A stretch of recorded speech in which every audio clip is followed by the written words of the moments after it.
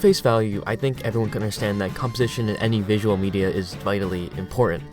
In a form of art where the main way we obtain information is from how it looks, it's important it looks good. And we can delve much deeper in how good composition is needed for good storytelling, guiding the audience towards what's important in a particular scene by utilizing techniques such as the rule of thirds, leading lines, movement, and so much more. You can find a wide array of video essays about composition and storytelling simply on YouTube alone. But what I think isn't talked about as much, and what should be, is the effect that good planned out composition has on the production of a film or show. What happens behind the camera is just as much of the art as what happens in front of it. If you worked on making any form of art involving video, you know that the process of creating it is much more complex and time-consuming than what it lets on. It's not simply putting a camera at something and hitting record. There's the pre-production phase of actually planning out what you're going to shoot, who you have to help shoot that, and going out and trying to get as many resources as possible to start shooting. The production phase is where you actually set out to record what you planned. And the post-production phase is where you take everything you have and try to turn it into the final product. And each phase has its own intricacies that go into it. Back, and I got a paper trail to prove it. Check this out. Take a look at this.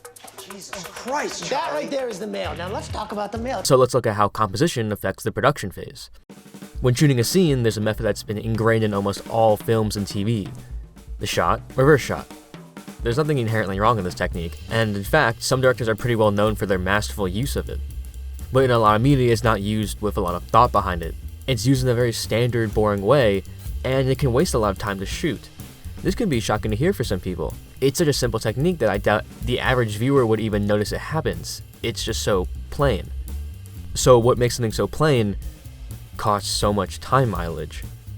And the reason it wastes so much time is because of the movement of the camera between each shot. Moving a camera might not seem like a huge deal, but it really is. When moving it, the entire crew on production also has to move. Lighting has to be readjusted, new positions for boom operators has to be found, camera operators have to move and set the camera. The list goes on for a while. It's a similar situation for animation, except maybe even more work, because in animation, what you put your camera at, you have to completely create from the ground up. If you shoot a scene from a different angle, it means the background has to be drawn for that new angle. Characters have to be redrawn from that angle, and so on. I've worked behind the scenes in both live action and animated projects, and I'll tell you, whenever the camera has to be moved or perspective has to be changed in the animation software, I groaned internally. And in live action sets, it's exhausting for the actors. They do the lines in several takes, wait for the camera to change, and then repeat those same lines again and again and again. Why? What are we gonna do tomorrow night? The same thing we do every night, Pinky. Because within the shot, reverse shot, these are two shots covering the same information, but just from different perspectives. Moving a camera even an inch is a lot of work that can drain the energy of a crew who's probably been there for several hours already. And it also eats up time in the production. No matter what kind of set you're on, no matter the budget, you will always be behind schedule. It's just part of the process. When you look back at those reverse shots, you begin to realize a lot of time and energy goes into this. When used in a way that's not productive to the story, it's just a waste of time. Why not shoot them in a more concise way? And so, when I plan my own films, I make sure when a shot changes, it changes for a good reason, and it makes me think. Why exhaust the crew and actors through shooting a scene with several basic coverage shots? Fired Reed without consulting us. You don't make decisions for the band. When I can capture the same emotions, but even stronger through a single image. When focusing on creating a frame of good composition in order to tell a story, it forces us to use intentionality. Because we put so much thought into a shot, it means we have a good reason to cut to it. And this is where strong composition not only improves the storytelling of a piece, but also the production of a piece. Good composition is being able to tell a story with simply what's right in front of you. It's complex and also simple. I'm not saying that technically complex shots or scenes are bad or a bad composition. In fact, if that is necessary for the story and adds to the composition, I'd say the opposite. Good composition is a skill, and good composition and limitations go hand in hand, where it can elevate your limitations. I'm not going to pretend like I'm secretly a skilled masterclass director. No, I'm pretty amateurish. But even a drawing we would consider amateurish can be elevated when given good composition. And so, to create a strong image, we don't need high-end, expensive cameras. We need good direction and an understanding of composition. This is something I've been experimenting with in my last year of high school. Something, now that I've seen it work, that I've taken to all my projects.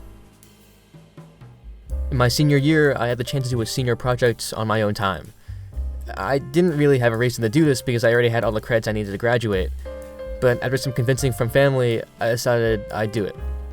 I was going up to college, about to leave the town I'd lived in for most of my life, so I decided I would make a film that really embodied it, and some of the emotions I was feeling. And I created a really ambitious script, it being 17 pages long, the longest short film I'd ever even planned on shooting. So with a cheap DSLR, a group of friends, an iPhone that acted as our boom, and a dream, we began to shoot. But since we were on a tight deadline for a 17-page script, I decided to plan out a film that would have limited shots in order to save time. This meant that with the limited shots I planned, we had to have each one have strong composition in order to tell the story and mood of each scene simply through one shot alone. And honestly, this limitation elevated the film. Basic dialogue scenes were simplified in terms of cuts, but magnified in terms of composition and storytelling. But despite being only one shot, they were vastly more entertaining than if I had done the standard shot, reverse shot. Because each shot I had planned with intentionality. And though this film wasn't a masterpiece, the script was a little ambitious in length and definitely could have been strengthened if I chose to cut things. But it taught me and showed me the importance of how good composition affects production. It was probably the smoothest production I'd ever had. We got the film done just on time. Sure, it took multiple weeks to film, but the crew kept at it, because while exhausting, it never felt like we were shooting things that were unnecessary. I took these lessons to heart when I worked on my very first hand-drawn animated short film. 2D animation was something completely new to me, so I understood my limitations. In many of my shots, I prioritized creating a strong composition to tell the story over trying to make everything move. And so while this film took a couple months of hard work, when the deadline for it came around, I made it just in time, actually a few days earlier than expected. And I didn't create a project I was less proud of, I actually created something that I enjoyed more, both as a finished product and in production stage. So remember, no shot you have is unimportant. Every single one deserves your intention to tell a story. And learning to improve composition elevates the intention behind the shot, and in turn elevates the art. And I think this is really inspiring to see for any amateurish or aspiring artist out there. I think often we can feel that we're limited by our budget or camera. But it's important to understand that while those are limitations, they don't stop you from creating. Art is a skill, not just a resource entry barrier. Because what goes past resources and money and camera is a foundation. And building a strong foundation is more important than any of that.